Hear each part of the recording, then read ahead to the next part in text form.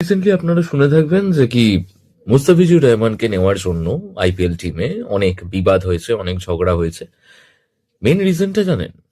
রিজনটা হচ্ছে বাংলাদেশিয়ান রিসেন্টলি অনেক বড় বড় কাজ করেছে, অফকোর্স। সো তার মধ্যে দীপু দাসের একটা কেস হাইলাইট হয়েছে প্রচন্ড পরিমাণে। তারা তো আয়ে দিন কিছু না কিছু একটা করতেই থাকে। আমি জাস্ট একটি কথা জিজ্ঞেস করতে চাই, এই সেম জিনিসটা যখন পাকিস্তানের সাথে ইন্ডিয়ার এই অ্যাটাকটার ব্যাপারে হয়েছিল, তখন সেম লিগে তাকে খেলানোটার কি মানে ছিল? হঠাৎ করে এখন দেশভক্তি জেগে উঠেছে। এখন সবাই দাঁড়িয়ে, হ্যাঁ, আরেকটা জিনিস, এখন সবাই দাঁড়িয়ে শাহরুখ খানকে খুব ব্লেম করছে। লাইক মুস্তাফিজুরকে কেন নিয়েছে, ও কি ও দেশদ্রোহী, এই ওই সেই। বিসিসিআই মুস্তাফিজুরকে অ্যালাউ করলো কেন অকশনের জন্য? বাংলাদেশ তো আলটিমেটলি তো বাংলাদেশি টিম, বাংলাদেশি টিমের প্লেয়ার, তাকে তাহলে অ্যালাউটা করা হলো কেন?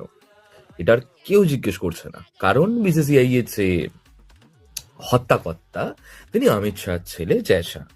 তো আজকে তাকে নিয়ে কোনো কোশ্চেন হচ্ছে না, তাকে নিয়ে কোনো অ্যান্সার হচ্ছে না, কিচ্ছু, মানে কারোর কোনো মানে রেসপন্সই নেই। আর ওইদিকে আজকে বাংলাদেশি একটা প্লেয়ারকে আমি একদম সাপোর্ট করছি যে কি হ্যাঁ, মুস্তাফিজুর রহমানকে কেন নেওয়া হয়েছে। তাহলে আমার বক্তব্য, শাহরুখ খান যদি নিয়ে থাকে মুস্তাফিজুর রহমানকে, অকশনে উঠেছে, নিয়েছে, মানে এই ক্রিকেট অ্যাসোসিয়েশন বোর্ড তো শাহরুখ খানের নয়, মুস্তাফিজুরকে নিয়েছে।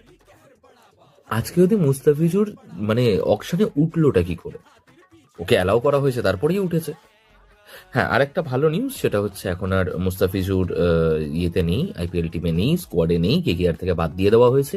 অ্যাট্যাক হয়েছে, অনেক থ্রেট এসছে, এই হয়েছে ওই হয়েছে, ওই জন্য বাদ দিয়ে দেওয়া হয়েছে। Very good.